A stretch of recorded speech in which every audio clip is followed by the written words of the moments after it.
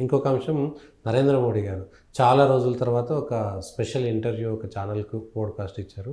దాంట్లో నేను దేవుణ్ణి కాదు, నేను మనిషినే, ఎక్కడో పొరపాట్లు జరుగుంటాయి, తప్పులు జరుగుంటాయి, కానీ అది నా స్వార్థం కోసం జరిగింది కాదు, నా కుటుంబం కోసం జరిగింది కాదు, ఎక్కడ నాకు రాజకీయ స్వార్థం లేదు, ఇట్లా చాలా విషయాలపైన మాట్లాడారు.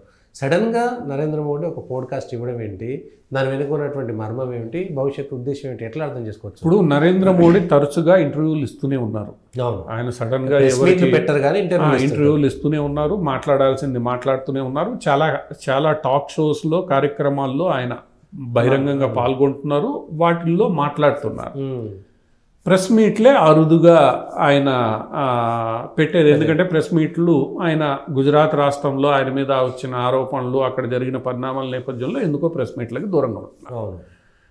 ఈరోజు మొట్టమొదటి పోడ్కాస్ట్ అనేది ఈరోజు ప్రజల్లో బాగా ప్రాచుర్యం చెందుతున్న వేదికలు కాబట్టి ఆ పోడ్కాస్ట్కి ఆయన ఇంటర్వ్యూ ఇచ్చారు. ఇంటర్వ్యూలో ఈ మాటలు మాట్లాడితే దీన్ని వెంటనే జయరాం రమేష్ పట్టుకొని ఇప్పటికి నరేంద్ర మోడీ గారి జ్ఞానోదయం అయింది, ఆయన ఎప్పుడో వీటి మీద ఇది ఇచ్చి ఉండాల్సిందే అది అని. కానీ నరేంద్ర మోడీ గారు ఆ రోజు చేసిన వ్యాఖ్యలు ఏమిటి?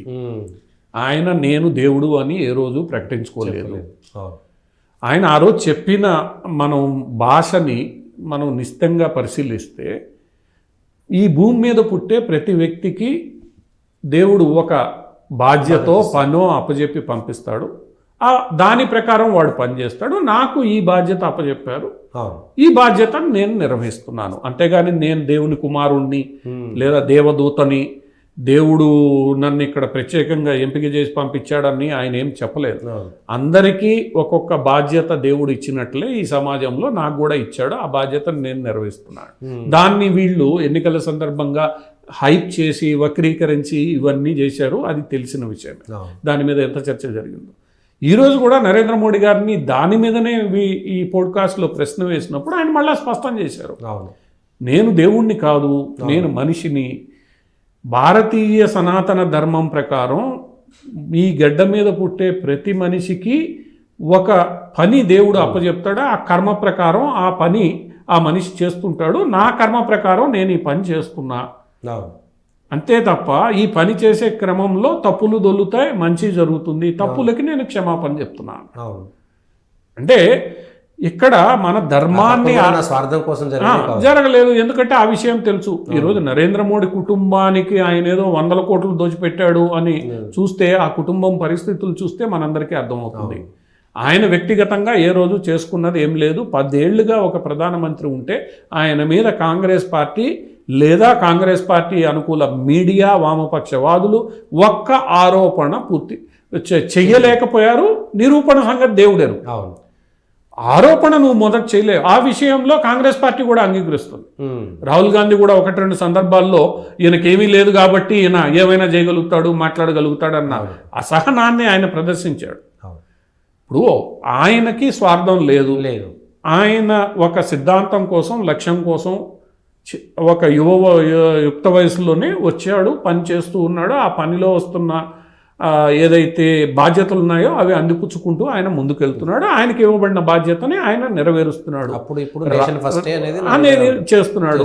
కానీ ఆ నెరవేర్చే క్రమంలో తన చుట్టూ ఎవరిని పెట్టుకోవాలి, ఎవరితో ఆ పని పూర్తి చేసుకోవాలి అన్నది అతని యొక్క ఇష్టం. కొన్ని సందర్భాల్లో ఆ చుట్టూ ఉన్నవాళ్ళు మనకి నచ్చకపోవచ్చు, నచ్చొచ్చు, వాళ్ళు కూడా కొంచెం నష్టపోవచ్చు, ఏదైనా కానీ. సో వీటన్నిటికి కూడా నేనే బాధ్యుడిని అని నరేంద్ర మోడీ చాలా సందర్భాల్లో చెప్పాడు. అది కూడా జరుగుతోంది. పార్టీలో కూడా కొంత అసమ్మతి ఈ చుట్టూ ఉన్న వాళ్ళ మీద ఉంది. అది గత ఎన్నికల సందర్భంలో చాలా చర్చకు వచ్చింది. అది సరి చేసుకోవాలని చెప్పి కూడా ఫలితాల్లో బయటపడింది, సరి చేసుకోవాలని చెప్పారు. సో ఒక నాయకుడు తాను చేసే పనుల యొక్క ప్రభావం ఇతరుల మీద ఎలా ఉంటుంది అని చూసుకునేటప్పుడు తన చుట్టూ ఉన్న వాళ్ళను కూడా జాగ్రత్తగా చేసుకోవాలి. అవసరం నాయకుడికి చుట్టూ ఉన్న వాళ్ళు కొంతమంది సహాయకులు అవసరమైనప్పటికీ, నమ్మిన వాళ్ళు అవసరమైనప్పటికీ వాళ్ళని కూడా జాగ్రత్తగా ముందుకు నడిపించాల్సిన బాధ్యత నాయకుడిది. రెండవది ఆ దగ్గరి సర్కిల్ బయట ఎవరైతే ఉన్నారో వాళ్ళందరినీ కూడా దగ్గరికి తీసుకోవాల్సిన బాధ్యత, వాళ్ళందరినీ కూడా నడిపించాల్సిన బాధ్యత నాయకుడి మీద ఉంటుంది. కేవలం వీళ్ళు తదుపరి తీసుకుంటారు అని అనుకోవడం అనేది సరైన వ్యవహారం కాదు. ఈ వ్యవహారం కొంతకాలం నడిచిందనేది వాస్తవం. దాని మీద ఆరోపణలు, విమర్శలు పార్టీలు అంతర్గతంగా వచ్చే దాన్ని సరి చేసుకునే ప్రయత్నం చేయడం జరుగుతోంది. అంతేగాని నరేంద్ర మోడీ నేను భగవంతుడిని తప్పులే చేయలేదు, నాకు తప్పులు జరగవు అని ఏ రోజు చెప్పలేదు. ఆయన మానవుడు, తప్పులు చేస్తాడు, తప్పులు జరిగి ఉండొచ్చు. ఆ నిర్ణయాలు తీసుకునేటప్పుడు సరిదిద్దుకునే అవకాశం ఇతర మానవుల్లాగే ఆయన కూడా ఈ సందర్భంలో చేశాడంటే దీని వెనక ఏదో మర్మం ఉంటుంది. ఒక 2 నెలలకో 6 నెలలకో ఏడాదికో దీనికి ఈ మాటలకు సంబంధించినటువంటి పనులు అప్పుడు రిఫ్లెక్ట్ అయితే అనేటువంటిది కూడా ఇప్పుడు భారతీయ జనతా పార్టీ మొన్న ఓటమి తర్వాత అంతర్మదనంలో ఉందనే విషయం అందరికీ తెలుసు. ఎందుకు మనం ఓడిపోయాము, మనకెందుకు మెజార్టీ రాలేదు, ఎక్కడ మనం తప్పులు చేశాము అన్న అంతర్మదనం ఈరోజు పార్టీలో జరుగుతోంది. ఎందుకంటే భారతీయ జనతా పార్టీ కాంగ్రెస్ లాగా కాదు. అంతర్మదనంలో ఎవరైతే నాయకుడు ఉన్నాడో, వాళ్ళ అధినేత ఉన్నాడో, అధినేత మినహా మిగతా వాళ్ళు తప్పులు చేస్తారు. ఎప్పుడు అధినేత తప్పు చేయడు. కానీ భారతీయ జనతా పార్టీలో అధినేత లేడు. అధినేతను కూడా వీళ్ళు పరిగణలోకి తీసుకొని తప్పొప్పులు లెక్క పెట్టడం మొదలు పెడతారు. సో ఈ అంతర్మదనం గత కొంతకాలంగా 6 నెలలుగా జరుగుతోంది. ఈ అంతర్మదనం యొక్క ఫలితాలు రేపు కొత్త అధ్యక్షుడి ఎంపికలోనూ, రాబోయే రోజుల్లో ఆర్గనైజేషన్కి సంబంధించిన లోపాలని సరిచేయడంలోనూ జరగాల్సి ఉంది. ఎందుకంటే ఇప్పుడు కొత్త అధ్యక్షుడి ఎంపిక అన్ని రాష్ట్రాల్లో జరుగుతోంది. కింద డివిజన్ స్థాయి నుంచి జాతీయ అధ్యక్షుడి ఎంపిక జరుగుతుంది. కాబట్టి ఈ అంతర్మదనం జరగడం సహజం. ఈ అంతర్మదనంలో భాగంగా ఈరోజు ప్రైమ్ మినిస్టర్ మాట్లాడి ఉండొచ్చు, నేను కూడా కొన్ని తప్పులు చేశాను కాబట్టి ఆ తప్పుల్ని ఇప్పుడు సరి చేసుకోవాలి. ఇది ఒక రకంగా భారతీయ జనతా పార్టీ రాష్ట్ర స్థాయి నాయకులు, ఇతర జాతీయ నాయకులు ఒక గట్టి హెచ్చరికగా తీసుకోవాలి. ఇప్పుడు మీరందరూ మేము సచ్చీలురము, మేము తప్పులు చేయలేదు, మేము ఏది నడిపించామో అదే రైటు అన్న భావనలో ఉన్నారో, ఈ భావన సరైంది కాదు. మీరు కూడా తప్పులు చేయవచ్చు, తప్పుల్ని సరి చేసుకోండి, సరిదిద్దుకోండి, సమీక్షించుకోండి అన్న ఒక సూచన స్వయంగా అత్యున్నత నాయకుడి నుంచే వచ్చింది. అంటే ఇకనైనా వీళ్ళందరూ సమీక్ష చేసుకోవాల్సిందే. ఎవరి స్థాయిలో వాళ్ళు సమీక్ష చేసుకోవాలి.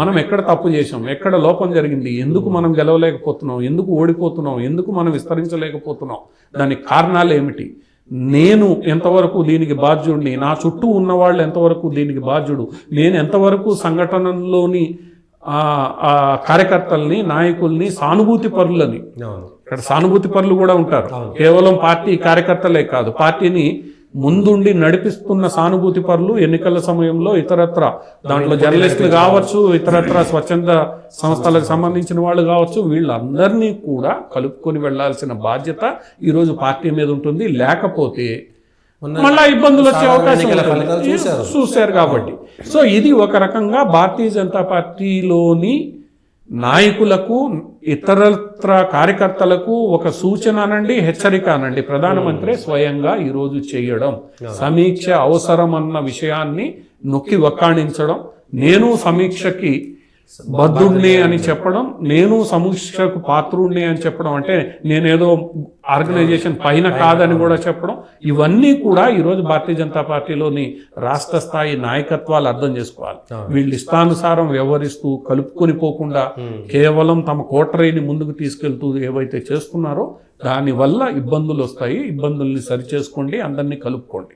ఈరోజు మీరు సంఘ పరివార క్షేత్రాలు, ఇతరత్ర సానుభూతి పరులను కలుపుకున్న చోట హర్యానాలో, మహారాష్ట్రలో ఎటువంటి ఫలితాలు వచ్చాయి, రేపు ఢిల్లీలో ఏం జరగబోతోందో చూడాలి. ఢిల్లీలో గత 26 ఏళ్లుగా పార్టీ అధికారానికి దూరంగా ఉంది. దూరంగా ఉండడానికి ప్రధాన కారణం ఢిల్లీ యూనిట్ 4 వర్గాలుగా విడిపోయి ఉండడం. జాట్లు, పంజాబీలు, పూర్వాంచలీలు ప్లస్ సంఘ పరివారికి సంబంధించిన వ్యక్తులు. మళ్ళా దాంట్లో ఇలా 4 వర్గాలుగా విడిపోయి కొట్టుకోవడం వల్ల 26 సంవత్సరాలు అధికారానికి ఢిల్లీలో దూరంగా ఉన్నారు. అంటే ఈ నాయకులు ఏం చేశారు, ఈరోజు ఢిల్లీలో ప్రధానమైన నాయకులు 4 వర్గాలుగా విభజించేశారు పార్టీని అక్కడ. ఇది వాస్తవం, అది పార్టీ బహిరంగంగా చెప్పకపోయినా వాస్తవం. సాహిబ్ సింగ్ వర్మ, మదన్ లాల్ ఖురానా, తర్వాత బిఎల్ శర్మ ప్రేము, వీళ్ళందరినీ, సుష్మా స్వరాజ్ 4వ వ్యక్తి, వీళ్ళని ఆ రోజు విడగొట్టి ఈ కేంద్ర నాయకత్వం కొన్ని తప్పులు చేసింది, అది చరిత్ర. ఆ చరిత్రని అందరూ అంగీకరించాల్సిందే. దాని ఫలితం ఏంటి? 26 సంవత్సరాలుగా మీకు అధికారం దొరకట్లే. అవును.